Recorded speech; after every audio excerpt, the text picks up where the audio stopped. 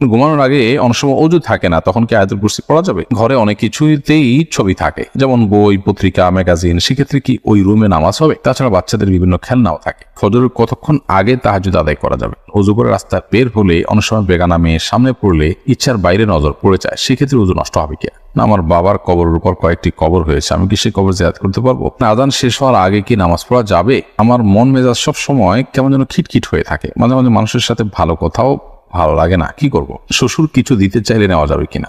প্রশ্নোত্তরের মূল পর্বে প্রবেশ করি। এম কে করিম লিখেছেন, আযান শেষ হওয়ার আগে কি নামাজ পড়া যাবে?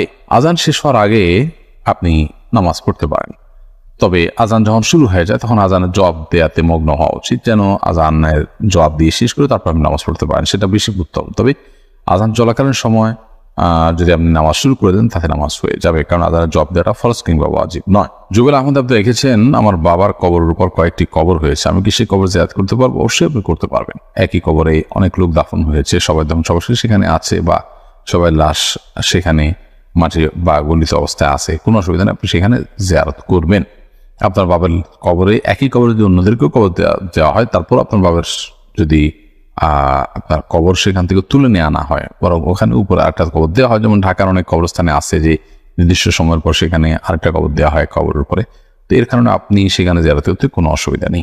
ইয়াসিন আরাফাত লিখেছেন, মানসিক অসুস্থতা থেকে নিজেকে কিভাবে রক্ষা করা যায়? মানসিক অসুস্থতা থেকে রক্ষা পাওয়ার জন্য প্রথমত কোরআনকে সময় দেওয়া দরকার ডিপ্রেশন দূর করবার জন্য, সেই সাথে নবী সাল্লাল্লাহু আলাইহি ওয়াসাল্লাম যে দোয়াগুলো পড়তেন পেরেশানি মুক্ত হওয়ার জন্য, সেগুলো আমরা পাঠ করতে পারি। আল্লাহুম্মা ইন্নী আউযু বিকা মিনাল হাম্মি ওয়াল হাযান, আল্লাহ আপনার কাছে আমি চিন্তা, টেনশন, পেরেশানি থেকে মুক্তি চাই। নবী সাল্লাল্লাহু আলাইহি ওয়াসাল্লাম সুন্নাহ আলোকে, সুন্নাহর অনুসরণে সেই কাজটা করা উচিত। সেই সাথে মানসিক অসুস্থতা থেকে নিজেকে বাঁচাবার জন্য সাইকিয়াট্রিস্ট দেখানো যেতে পারে, দিনদার এবং আল্লাহ ভীরু মানুষদের সান্নিধ্যে যাওয়া যেতে পারে, এভাবে আরো বিভিন্ন পদক্ষেপের জন্য নেওয়া যেতে পারে। মোহাম্মদ আব্দুল্লাহ আপনি লিখেছেন, জান্নাতে যাওয়ার জন্য কিছু আমলি কথা বলুন। জান্নাতে যাওয়ার জন্য ঈমানকে শুদ্ধ করতে হবে, শিরক মুক্ত করতে হবে, তাওহীদকে মজবুত করতে হবে, পাঁচ ওয়াক্ত নামাজকে সর্বোচ্চ গুরুত্বের সাথে আদায় করতে হবে, এবং সেই সাথে বান্দার হক যতগুলো আছে, মানুষের অধিকার, অন্যান্য প্রাণীদের অধিকার, সেগুলো আদায় করতে হবে, সুন্দর আচরণ করতে হবে, হালাল উপার্জন করতে হবে। এই বিষয়গুলো মোটা দাগে জান্নাতে যাওয়ার জন্য সহায়ক।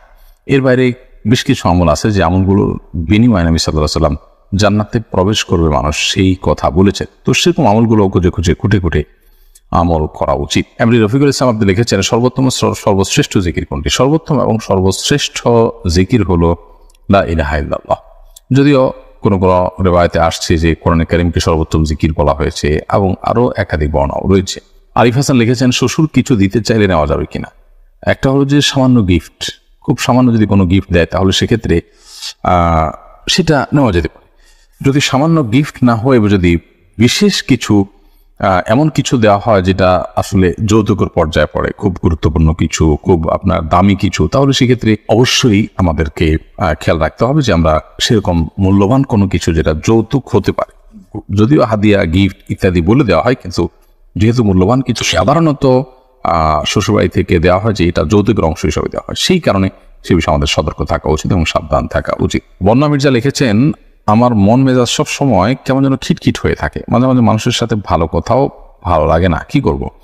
আপনি কোনো ডাক্তার দেখাতে পারেন, সাইকিয়াট্রিস্ট দেখাতে পারেন, মানসিক কোনো ডাক্তার দেখাতে পারেন। সেই সাথে আপনার এই অবস্থা থেকে উত্তরণের জন্য যদি আপনার মনে হয় এটা হঠাৎ করে হয়েছে, আপনি রুকিয়া বা ঝাড়ফুঁক করাতে পারেন, কারণ অনেক সময় ব্ল্যাক ম্যাজিক অথবা দুষ্টজনের উপদ্রবের কারণেও কিন্তু মানুষের মধ্যে এই ধরনের সমস্যা তৈরি হবে, তাই সেই চেষ্টা আপনি করতে পারেন। কে ইসলাম সিরাজগঞ্জ এই আইডি থেকে আপনি লিখেছেন, অজু করে রাস্তা বের হলে অনেক সময় বেগানা মেয়ে সামনে পড়লে ইচ্ছার বাইরে নজর পড়ে যায়, সেক্ষেত্রে অজু নষ্ট হবে কি? দেখুন, অজু করে বের হওয়ার পর কোনো গায়রে মাহরাম নারী নজরে পড়লে, নারীদের নজরে পুরুষ পড়লে তার কারণে অজু ভঙ্গ হবে না, সাথে অজু ভঙ্গের সম্পর্ক নেই। তবে এটা ঠিক যে ইচ্ছাকৃতভাবে যদি আপনি তাকিয়ে থাকেন এবং তার সৌন্দর্য অবলোকন করেন তাহলে আপনি গুনাহগার হবেন, এবং অজুভঙ্গ হওয়াটা তো কোনো দোষের না, সেক্ষেত্রে সেটা আপনি একটা দোষের কাজ করে ফেললেন। এই জন্য সে বিষয়ে আমাদের সাবধান থাকা উচিত। কোনো কারণে চোখ পড়ে গেছে ইচ্ছার বাইরে, এর কারণে গুনাহ হবে না ইনশাআল্লাহ, এবং অজুও ভাঙবে না। প্রীতি ইসলাম আপনি লিখেছেন, আমার পিরিয়ড থাকা অবস্থায় আগদ হয়েছে, অজু করতে বলেছেন হুজুর, এতে বিয়ে সম্পূর্ণ হলো? আমি স্বাক্ষর দিয়েছি। পিরিয়ড অবস্থায় আগদ হওয়াতে কোনো অসুবিধা নেই, অজু কোনো জরুরি ছিল না। আপনি প্রস্তাবে সম্মত হয়েছেন, অথবা প্রস্তাব দিয়েছেন, সে পাত্রপক্ষ সম্মত হয়েছে, অথবা প্রস্তাবের কথা লেখা আছে সেখানে আমি প্রস্তাব দিচ্ছি, অথবা আমি কবুল করলাম এই কথা লেখা আছে সেখানে আপনি স্বাক্ষর করেছেন, এরকম প্রক্রিয়াতে বিয়ে হয়ে যাবে। আর যদি মুখে কিছুই না বলেন, শুধুমাত্র স্বামীর ঘরে স্বামী, স্ত্রীর ঘরে স্ত্রী আছে, আপনি নিশ্চয়ই সিগনেচার করুন, তাতে বিয়ে হবে না। এখানে স্পষ্ট বলতে হবে আমি প্রস্তাব দিলাম অথবা আমি কবুল করলাম, এর মাধ্যমে বিয়ে সম্পাদন হবে ইনশাআল্লাহ দিন, এবং পিরিয়ড থাকার কারণে এর কোনো ক্ষতি হবে না, অর্থাৎ বিয়ের আগ্রহ সম্পন্ন হওয়ার কোনো ক্ষতি হবে না। আতিক রহমান লিখেছেন, আমার মা আমাকে কথায় কথায় অভিশাপ দেয়, আমার বড় ভাইয়ের প্রবঞ্চনায় পড়ে, আমি সালাম দিলেও আমাকে গালি দেয়, অভিশাপ দেয়, আমি মানসিকভাবে ভেঙে পড়ছি, আমার করণীয় কি? দেখুন, মায়ের সাথে বিনয়ী থাকতে হবে এবং ভদ্রোচিত আচরণ করতে হবে, নরম থাকতে হবে। মা যদি কোনো অন্যায়ও করেন, তারপরও সেটাকে প্রতিবাদ করা, প্রতিরোধ করা বা অন্যদের সামনে যেরকম আমরা রিয়েক্ট করে থাকি সেটি করার সুযোগ নেই। এজন্য এটা আমাদের মাথায় রাখতে হবে।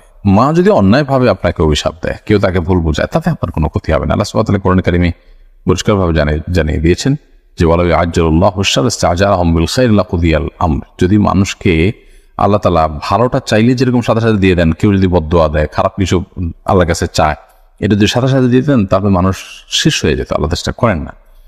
যদি রাগের মাথায় দিয়ে থাকে অথবা অন্যদের পরিচিত দিয়ে থাকে, ইনশাআল্লাহ সেই অভিশাপে আপনার কোনো ক্ষতি করবে না। শিলা আক্তার লিখেছেন, ঘরে অনেক কিছুতেই ছবি থাকে, যেমন বই, পত্রিকা, ম্যাগাজিন, সেক্ষেত্রে কি ওই রুমে নামাজ হবে? তাছাড়া বাচ্চাদের বিভিন্ন খেলনাও থাকে।